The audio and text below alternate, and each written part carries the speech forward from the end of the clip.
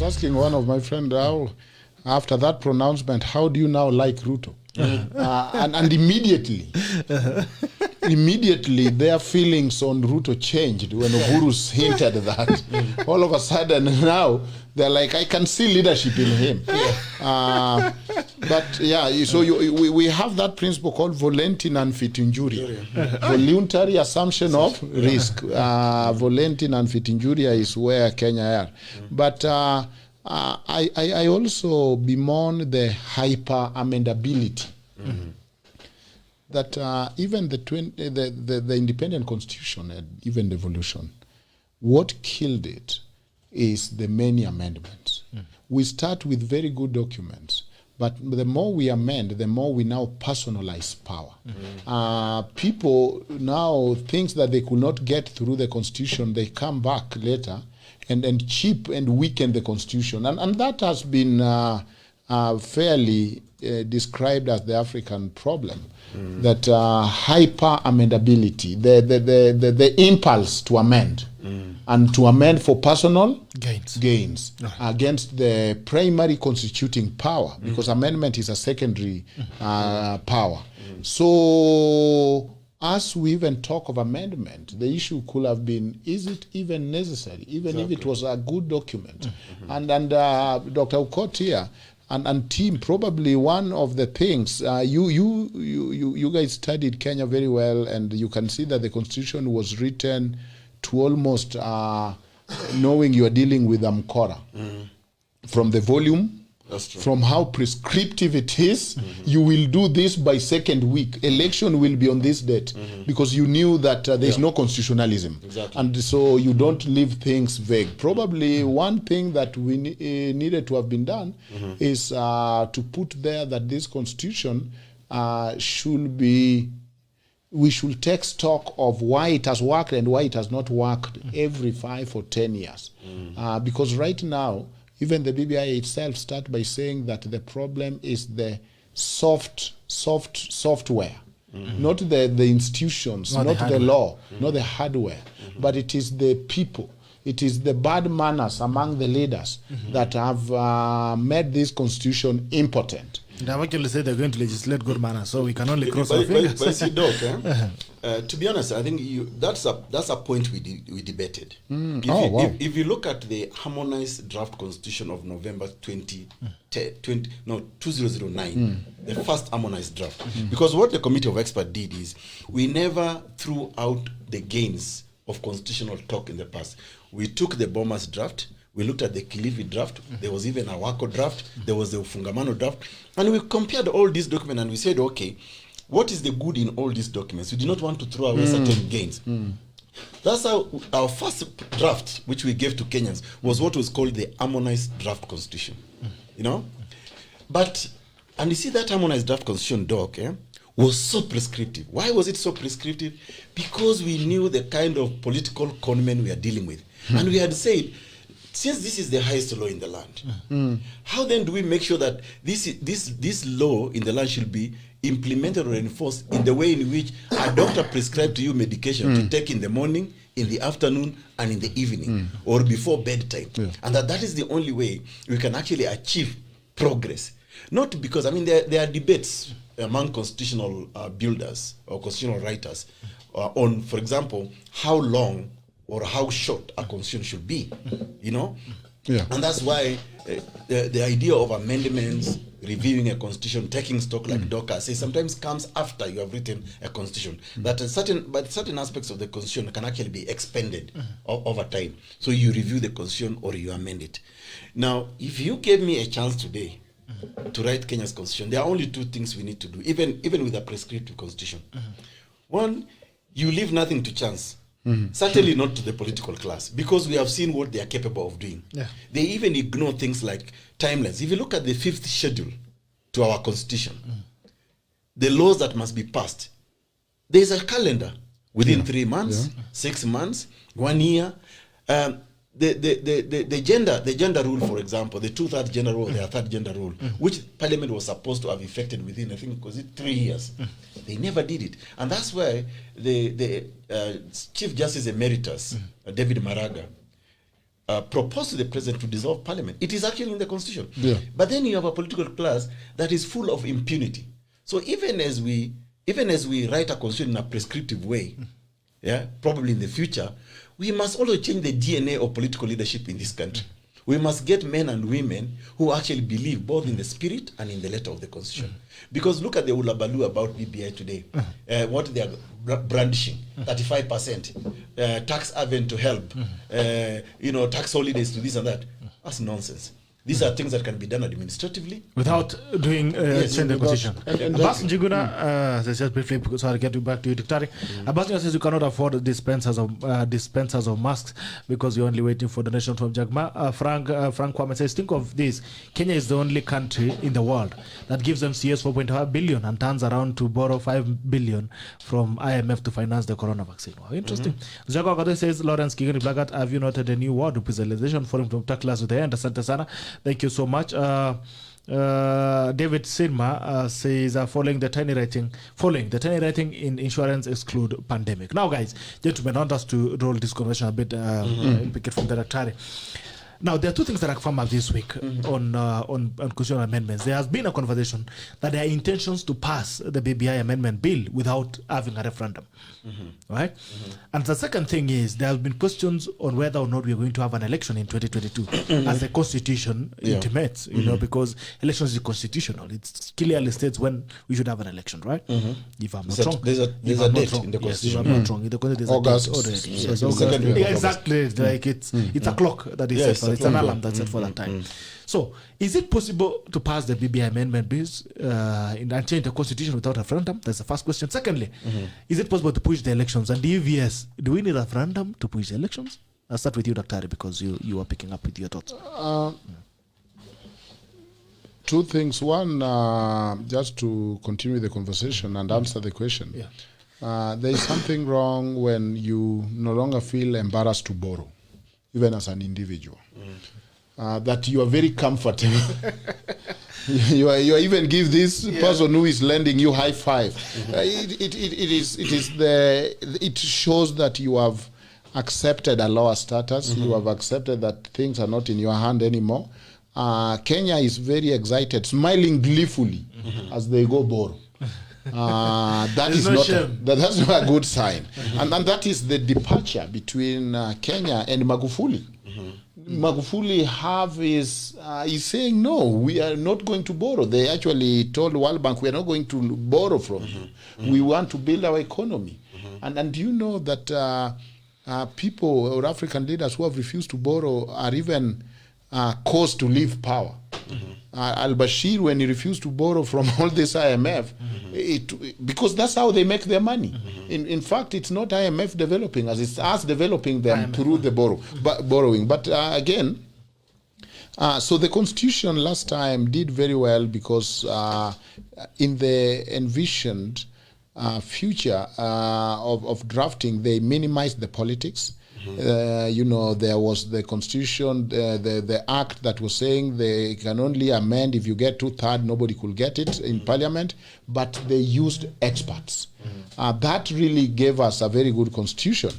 And so, as you are saying, when South Africa made a Constitution, they didn't think of a lot of things, and they didn't need to, because they had Mandela. And Mandela was not somebody who was going to look for every loophole. Mandela was a constitutionalist who is going to do the best. So now they realize they have a lot of problem when it's not Mandela and it's somebody else doing the Constitution. So the person and the human agency really matters. Are they people who respect Constitution? Especially if they are minimalist and always trying to live below the expectation, then there's a problem. Now, those two questions, I think that... one, if you look at the BBI proponent, one of the arguments they're saying is that when the team of experts had written this very good Constitution, there was Naivasha compromise. And the Naivasha compromise really took away some things. And to me, that is the strongest argument from Raila's side. That the Naivasha compromise, and our court is here, will tell us, took, for example, you remember it was PNU and ODM then, took, for example, the issue of prime minister, it was removed. Water the devolution. to make it a little not stronger to check the national government. So his argument is... They also watered the Senate. They call it a lower house. It watered Senate, isn't it?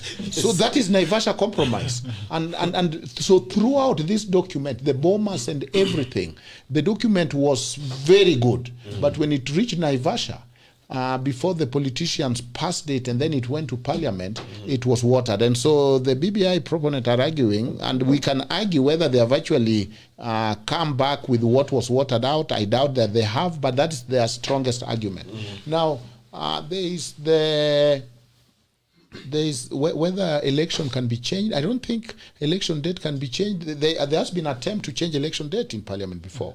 Remember, somebody was saying we needed to change it for whatever. Somebody brought a bill. We were to change it to be compliant with the East African community countries and all that, and school. Somebody wanted it in December. So it is not one of the things that go to referendum. When you read the list, per se, if you are a legalist and positivist, but if you want good politics and then you respect the rule of law, then it is something important that might go to referendum. Now, we need a referendum to push elections. No, I don't think so, and I stand corrected, but I don't think it is one of the issues that have been mentioned there. The Constitution gives a list of things that must go through referendum. Election date is not one of them. But it touches on presidential term limit. So there could be an argument that, you know what, when you disturb presidential term limit is one of the issues that should go for a referendum. So there could be argument both sides. Whether they pass it through parliament and avoid the referendum, that is a possibility. But, you know, there are issues there that must go through referendum, a few of them. They are not that important, so they might say, let us leave these issues. For example, issue on devolution must go through referendum. Issues to do with the term of the president, the term of parliament. I don't know whether adding prime minister, because you are moving from separation of power. When you bring a prime minister who is an executive in parliament, those might be an issue, arguably, that must go through referendum. Whether now the issue of, and that could be the real mischief. You know, when Moi gave us the election, the new constitution, or started us into the process, Moi had envisioned that he's leaving power. And therefore, he wanted a constitution that can protect him when he's not powerful. That was a very good spot for Kenya, because now the interests have converged. You now know that I will not be president forever, and therefore I need somebody, a powerful judiciary that can protect my rights. Now, that is not the case with President Uhuru, because it is being done in the shadow of somebody who is in the penumbra of, I want to go, I'm too young. I don't know whether to go. Yeah, I'm now, I've lost my friends. Who else am I going to hang out with? I still want to rule. So there is an issue whether they could make a good faith argument that now that things have changed, I think I can come back.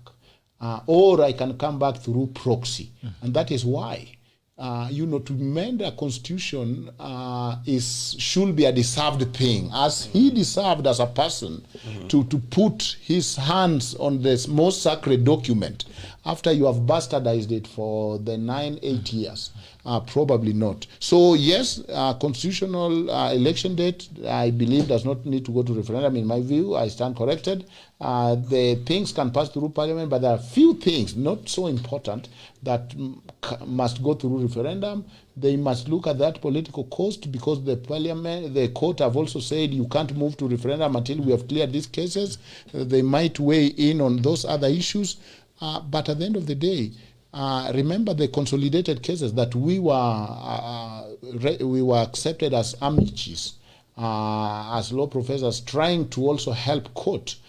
These are 7 cases on different aspects of referendum. Is it popular initiative really if it's driven by the president? Signatures are collected by chiefs. The taxpayers are paying through their nose to this process. How is it popular initiative? Is the president allowed to do this, or it's like a grown-up ordering from a kid's menu? Should president take the popular initiative? Is that his role? Because rule of law means you do what you are allowed to do and not do what you are not allowed to do. This constitution is to restrain the president. So how do you again be the person who is changing it and midwifing its change to your benefit? All those range of issues, including Third Way Alliance, including whether this constitution, there are things that are not amendable, what is the constituent power, are all before court. And I believe that court is moving very fast, led by Judge Ngugi, 5-judge bench. By March, we will hear all these issues on constitutionality, including the question of should we have a bill in the referendum or should we have multiple choice referendum? Which one express people's sovereignty better? Because at the end of the day, the most important chapter in this constitution is we the people. We are the sovereign without the guns, and we have said how we need to be governed. We have told the president this is what you can do. We have told judiciary this is how you can do. Independent commission this is how you can do. And therefore, anything that claw back that power is actually destroying the structures of that constitution. So I think for me, I'll say to the Doc has explained a lot about this constitution. But I'll say two things. First, Kenyans should not be surprised. They should be prepared to witness impunity, both in parliament and the executive, who are supposed to be controlled or checked by this constitution, but they're ignoring it. They are now trying to change it for their own convenience. So I will not be surprised if parliament tries to overlook the substantive provision of the constitution on how the constitution must be changed or amended. Okay? So that's one. Kenya should be prepared because already you can see people are being boxed. You've seen MCAs were bribed 2 million per MCA to pass this. They have passed it. An offense was committed. We excuse the president because he's the president of the Republic of Kenya, even though he's actually violating the constitution itself. In fact, chapter 6 on integrity, because there is no way a president can actually stand out there and bribe MCAs to pass this constitution and then gets away with it. It's a criminal offense he committed. He also committed a criminal offense known to the criminal laws in this country. So that's one thing. But so that the viewers can follow and so that we can know, because it's important, since this is SHERIA WIKI, we need to know when you are amending the constitution, which part of the constitution of Kenya actually speaks to this. Yeah. And I just want to take Kenyans through, your listeners, through the substantive articles. We start from Article 255. There are 3 substantive articles. There's 255, 256, and 257. All these articles speak about amending the Constitution of the Republic of Kenya.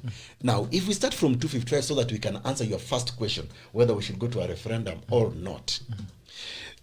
Article 1, 255 sub-article 1 says, a proposed amendment to this Constitution shall be enacted in accordance with Article 256, which relates to parliamentary initiative, or 257, which is about the popular initiative.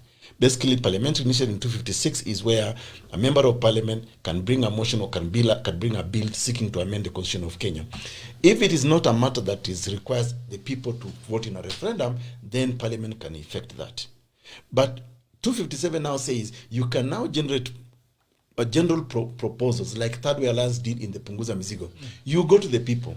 If you get the threshold of 1 million signatures, from registered voters, then you now prepare a bill, you take to IEBC, IEBC sends the bill to all the 47 county assemblies, comes back to parliament. If it is something about some of the thing I'm about to read, it goes to referendum. Now, so sub-article 1 says, of 255, a proposed amendment to this constitution shall be enacted in accordance with Article 256 or 257 and approved in accordance with clause 2 by a referendum if the amendment, and this is the most important thing we talk, if the amendment relates to any of the following matters.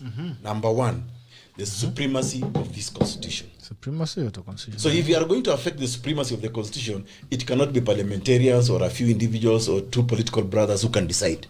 It must come to Ojwang, myself, and the rest of us to vote for it. Number 2, the territory of Kenya. If you are changing, say, the territory of Kenya or affecting in any way, the people must have a say. The national values and principles of governance mentioned in Article 10. Now, I want Kenyans to look at these issues against the proposals of BBI. Now, if it relates to the following, because these issues must go to a referendum. Then number 4 is the Bill of Rights. So if you are altering any aspect of the Bill of Rights, or even introducing a certain right, the people must have a say. Number 6, is it number 6 or number 5? Number 5. Number 4 was the Bill of Rights. Number 5, the term of office of the president. Now, there is a lot of discussion around whether presidents, we are changing the presidency or not by bringing in either the prime minister or whatever. That is an issue that must go to the referendum. It cannot be parliamentarians who can decide. The independence of the judiciary and the commissions and independent offices to which Chapter 15 applies to. So, for example, if there is discussion around introducing, say, a new commission, the people must have a say. I think number 8 is the functions of parliament. Now, like Doc said, if you're going to introduce a prime minister into parliament, actually you are effectively affecting what? The functions of parliament as we know them under the current constitution, because that's an alteration to how parliament operates. So that the people of Kenya must go. So there is already talk of introducing a prime minister with deputies who, or also actually cabinet secretaries from within politicians. You are actually affecting the functions of parliament. So that must go to a referendum. Or the objects, principles, and structure of devolved governments. See, that's one of the proposals in the BBI. And that's, I think, the 7th issue that must go to a referendum. When you are affecting the objects, principles, and structure of devolved government. There was a proposal to introduce a third tier, or whatever, or to collapse some of them. So you must go to a referendum. Or to appoint MCA as minister, and move them from oversight to also implement. With development. So you're already affecting the objects, principles, and structure of devolved government. So this must go to the people in a referendum. And the fundamental issue, borrowed here, I mean, this is borrowing from the notion that sovereign authority and power vests with the people. That they donate it directly, they can exercise directly or indirectly through their elected representatives. And that's why referendum always goes to the people. Now, on the second issue of whether they can change the election date or not, first of all, Kenyans must know. If you read chapter 7, I think chapter 7 of our constitution doc, am I correct? 7, on election, I think representation, it's called representation of the people. That's where the date for election is prescribed. It is the 2nd Tuesday in the month of August every 5 years. So at the 5th year, it does not even say the 5th year must be complete. Actually, in the 5th year, the 2nd August Tuesday of August, 2nd week of August, I think it mentions Tuesday. That's when we must hold the election. So this is a date that is cast in stone. Because it's a calendar which we must comply with. But if you recall, the first election of 2013 was actually supposed to have been held 2012, August 2012. Yes, so because 2010, when the constitution came into effect on the 27th of August 2010, it did not extend parliamentary term. So we should have had election 2 years later, in 2012, in August. Second week of August 2012. But court messed up. Yes, the court messed up, but also the political class pushed for it because they are more concerned about a check. How many months will they miss the salaries? So they are counting, they were looking at, actually they managed to get a whole 1 year, if I'm not wrong, of free money outside the constitution. Because they are now thinking, initially they wanted to push it to December. Then I think matter went to court. Then it was pushed to August. So actually, the date of first election of 2013 was actually outside the constitution, from the thinking of the framers of the constitution. So I would also be surprised if they also try to change that because they want to accommodate their own interest. Because there's already a bearing towards that. Exactly. That's quite interesting. And you would wonder now if they tend to do it through parliament, which has been emasculated already, and you can almost tell which decisions they're going to make the same way you can tell the assemblies. Where does it leave the people? Where does it leave the people? Well, first of all, Kenyans should not forget, and I'm really now appealing to the memory of Kenyans, because one of the maladies in our country today is that we actually have a chronic culture of short memory. We forget too soon. Let's even go back several months before the current emasculation of Parliament. You saw the changes in the leadership of both in Parliament. That includes the National Assembly and the Senate. Some people who are seen not to be singing in the tune of the executive were removed from certain positions to pave way. Basically, it was an installation of stooges, puppets, and who can then say what the executive wants. So we saw that. So Kenyans should not forget that this has been choreographed right from a couple of months back, and it's all in preparation for.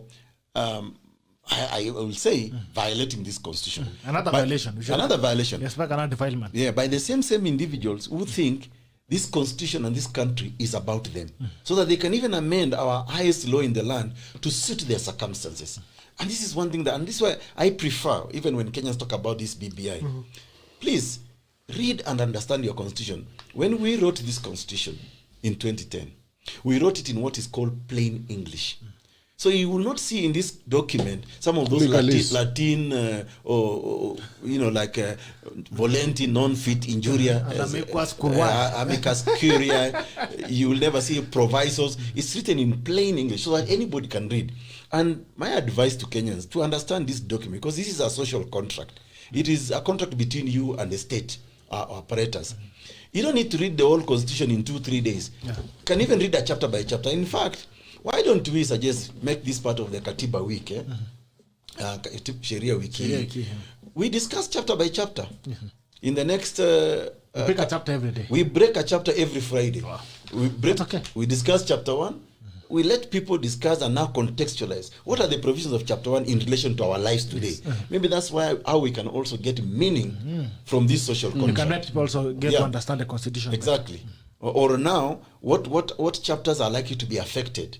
So I think for me, my dedication to Kenyans today is, please, by all means, try and read at least Article 255, 256, and 257, and 257 as well, because it's also on how you construe this constitution. In fact, and chapter 7. Yes, and chapter 7. So at least today, takeaways should be, let's read Article 255 to 256. And then I will add 257 because it's an important article about how you enforce this, 258, I think, enforcement of this constitution. And even 259 I will add, construing this constitution. So let's read those chapters today. Let's make them our homework this weekend. There are not too many. They're only about 5. But also read chapter 7. Actually, I think it's the shortest chapter in a constitution, together with chapter 6. That is on elections, sir. On elections. So let's read those ones. Yeah. You have any comments to make, Dr.? Yes. You have any comments to make on what you've been talking about? There is the constitution and then there's the constitutionalism. The spirit. The culture. Constitutionalism come even before the constitution. That's true. And that's why a country like Britain, which don't have written constitution, can still do much better than Kenya. We as Kenya, and when you talk to Kenyans, they always know who is in the wrong and who needs to improve except themselves. The problem with Kenya, it's the man in the mirror. It's you and me. It is you in the need of reform, whether to be an accountable citizen, not to be like the youths we saw that went and they signed the BBI document because they wanted their kazi mtaani money. And then all they could do is anonymous complain. Now, people like Raila went to jail at your age. You are even more grown than Raila, fighting for this country. And then you, after slashing some random yards for 1 month, an old chief barely surviving at the age of 70 or 60 force you to sign a document, and you are 30 of you, and then you sign because you must get your 4,000 or 6,000, then you don't have even nerves to put your name, you come with anonymous complaint. So who do you think should fight for you? Who should be throwing stones for you? People like Raila have scars for this country. People like Miguna have scars for this country. People like Orengo have scars, and I could cut them a slack. If they are tired of holding and then fighting for you, you can understand. But here you have the future. If it comes to BBI, all you want to hear is wapi mambo ya vijana or tax break. Kwani devolution is not an issue for vijana.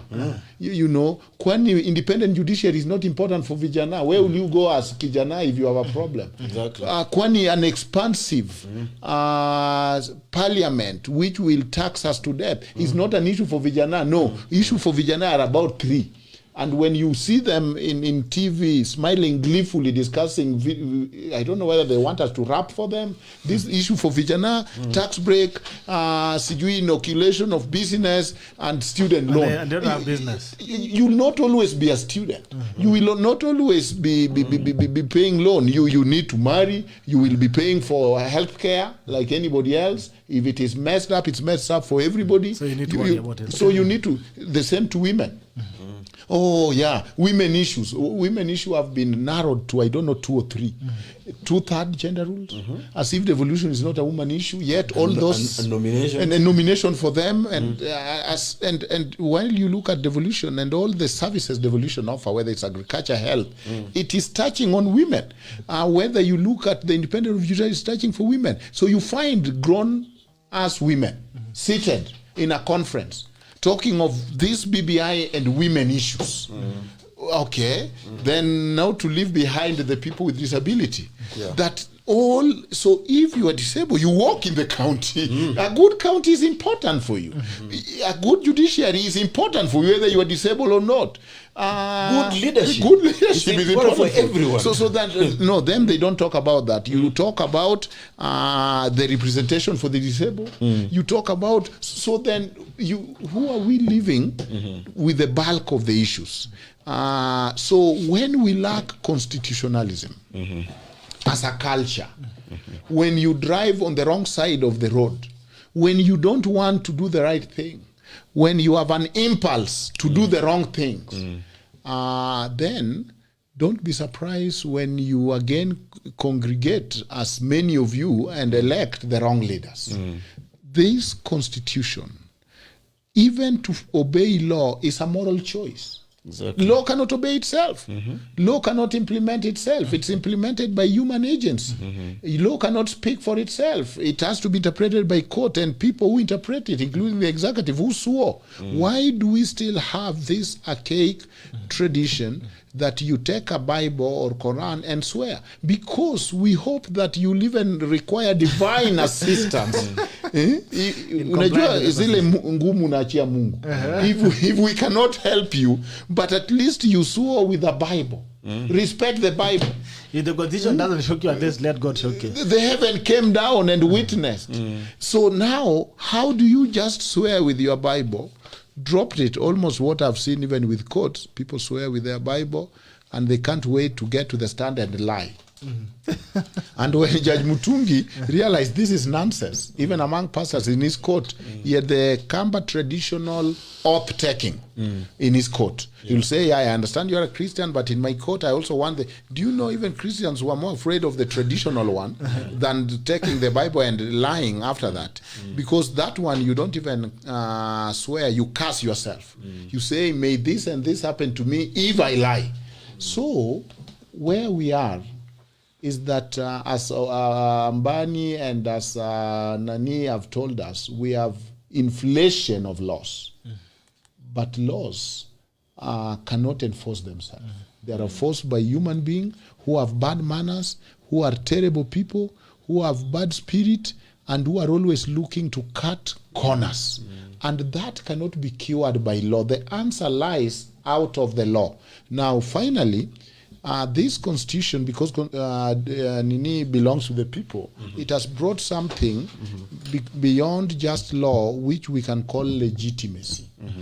That is why Uhuru had a problem even after he was sworn in, because he had no legitimacy. He knew very well that the vote that he had was probably half of the country, and therefore you have no legitimacy.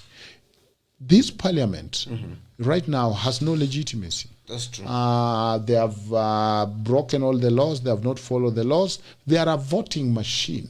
I don't even know why they show up. Let's just go to Upper Hill and let's go to Nini and get the list of their parliamentarians, and we'll know how they will vote.